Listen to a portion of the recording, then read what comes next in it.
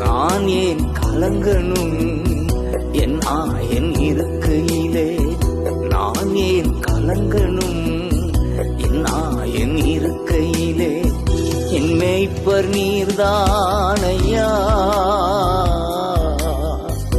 எனக்கென்றும் குறையே இல்லை.